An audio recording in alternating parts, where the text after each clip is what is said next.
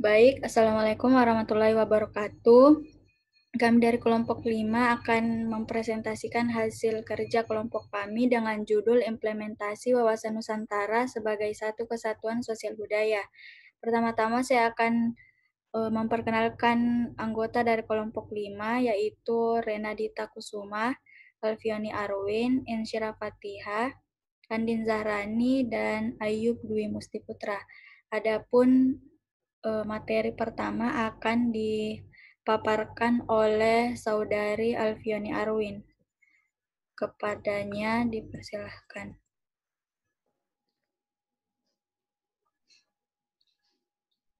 Terima kasih atas kesempatan yang telah diberikan.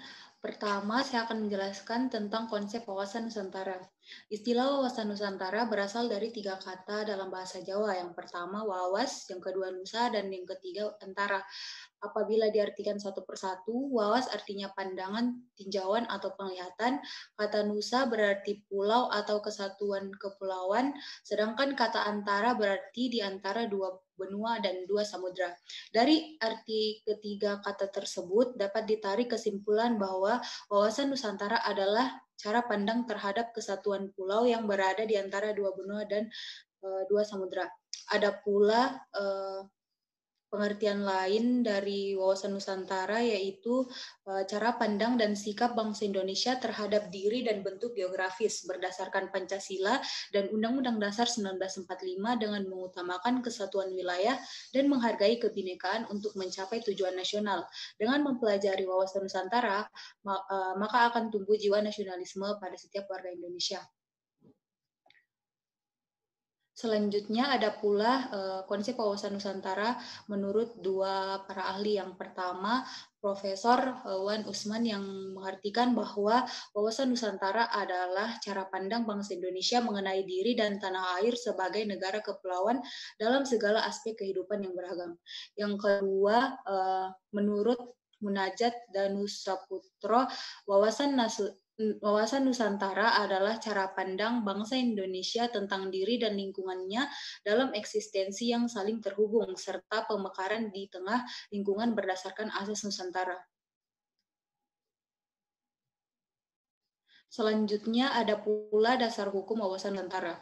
Wawasan Nusantara memiliki dasar hukum yang diterima sebagai konsepsi politik kewarganegaraan. Hal tersebut tercantum dalam aturan sebagai berikut. Yang pertama, TAP MPR nomor 4 MPR 1973 pada tanggal 22 Maret 1973. Yang kedua, TAP MPR nomor 4 1978 22 Maret tahun 1978 tentang GBHN.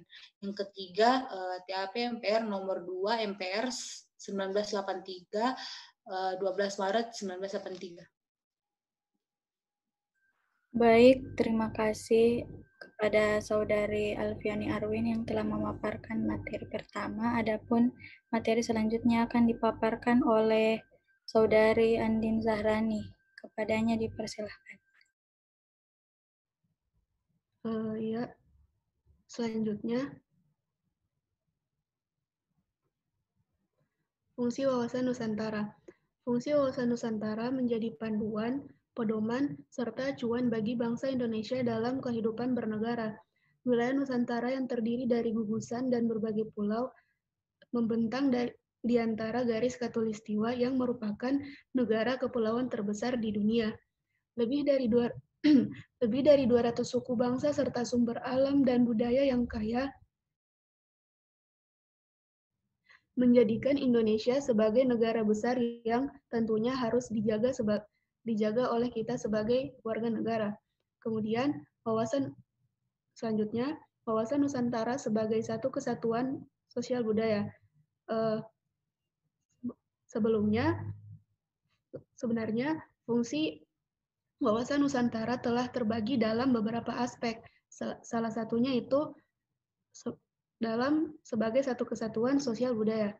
Masyarakat Indonesia sebagai satu peri kehidupan bangsa merupakan kehidupan yang serasi dengan tingkat kemajuan masyarakat yang sama, merata, dan seimbang, serta adanya keselarasan yang sesuai dengan tingkat kemajuan bangsa. Pada hakikatnya,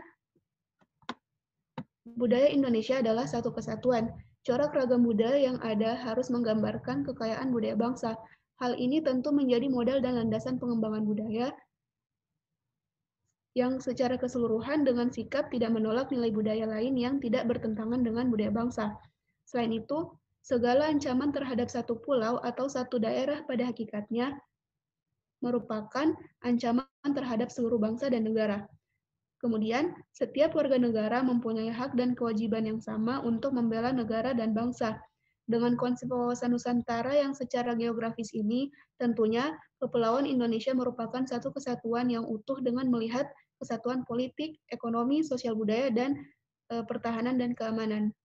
Selanjutnya, latar belakang dan aspek wawasan Nusantara sosial budaya. Aspek sosial budaya ini, Indonesia merupakan negara yang terdiri atas ratusan suku bangsa yang masing-masing memiliki adat istiadat, bahasa, agama, dan kepercayaan yang berbeda-beda. Keberagaman yang timbul ini mengandung potensi konflik sosial yang besar apabila kita tidak dapat mengaturnya dengan sebaik mungkin. Baik, terima kasih kepada Saudari Andin yang telah menjelaskan materinya. Selanjutnya selanjutnya akan dibacakan oleh saya sendiri. Tujuan wawasan Nusantara. Adapun wawasan Nusantara memiliki dua tujuan yang utama. Yang pertama adalah tujuan nasional.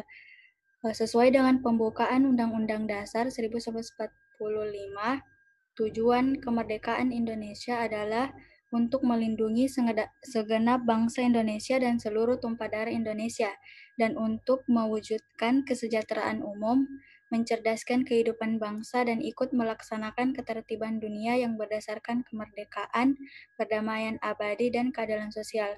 Adapun tujuan yang kedua adalah tujuan ke dalam, yaitu tujuan mewujudkan kesatuan segenap aspek kehidupan, baik alamiah maupun sosial. Dengan kata lain, tujuan bangsa Indonesia adalah menjunjung tinggi kepentingan nasional, serta kepentingan kawasan untuk menyelenggarakan dan membina kesejahteraan, kedamaian, dan budi luhur, serta martabat manusia di seluruh dunia. Adapun hakikat wawasan Nusantara, yaitu pada dasarnya hakikat wawasan Nusantara telah terdapat dalam butir-butir garis besar haluan negara atau GBHN. Pokok butir tersebut adalah untuk menjaga keutuhan Nusantara melalui cara pandang yang selalu utuh, menyeluruh dalam lingkup Nusantara dan demi kepentingan nasional. Setiap warga negara, bangsa, dan aparatur negara harus berpikir, bersikap, dan bertindak secara utuh, menyeluruh, dalam lingkup dan demi kepentingan bangsa, termasuk produk-produk yang dihasilkan oleh lembaga negara.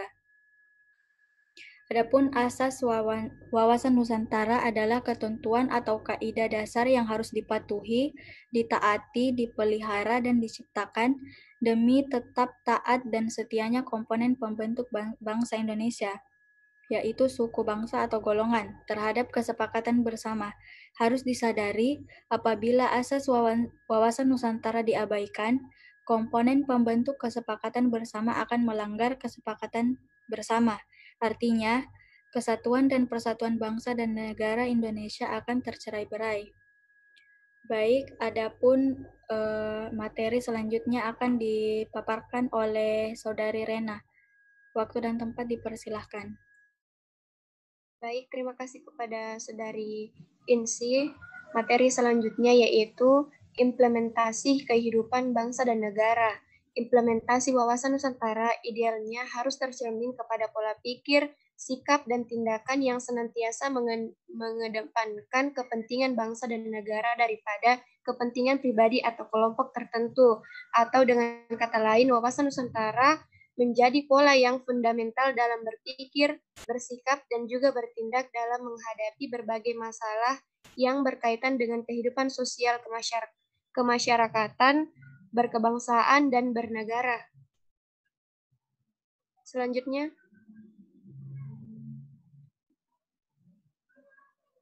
yaitu aspek kehidupan sosial budaya. Mengembangkan kehidupan bangsa yang serasi antara masyarakat yang berbeda dari segi budaya, status sosial, maupun daerah. Contohnya dengan pemerataan pendidikan di semua daerah dan program wajib belajar harus diprioritaskan bagi daerah tertinggal. Yang kedua yaitu pengembangan budaya Indonesia untuk melestarikan kekayaan Indonesia serta dapat dijadikan kegiatan pariwisata yang memberikan sumber pendapatan nasional maupun daerah. Contohnya dengan pelestarian budaya, pengembangan museum, dan cagar budaya.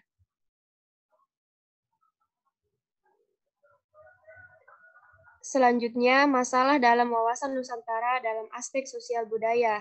Adapun masalah yang ada di aspek sosial budaya adalah pengakuan negeri Malaysia akan kebudayaan mereka, yaitu tari pendek dari kota Bali, reok Ponorogo, dan batik dari Solo. Ketika munculnya masalah ini, negeri Indonesia baru menyadari bahwa kebudayaan masyarakat telah diambil negara lain. Dan pada saat itu juga, barulah masyarakat Indonesia kuat dan akan masalah ini. Dengan adanya masalah ini, kita harus menyadari dan mengevaluasi untuk menimbulkan rasa kepemilikan dan nasionalisme kepada masyarakat akan budaya yang ada di Indonesia.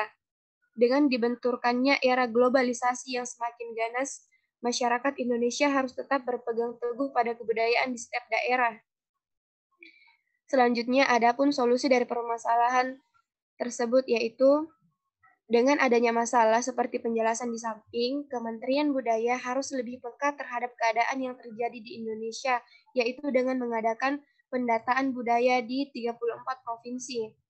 Tujuannya untuk lebih memperketat keamanan budaya negara dan turis asing yang berkunjung di Indonesia, agar kejadian di samping tidak terjadi untuk kedua kalinya.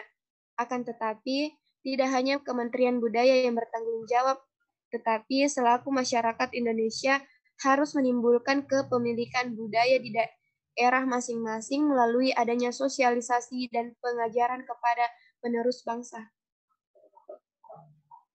Baik, itu saja pemaparan hasil kerja kelompok kami. Lebih dan kurangnya mohon dimaafkan. Wabillahi taufiq wal hidayah. Assalamualaikum warahmatullahi wabarakatuh.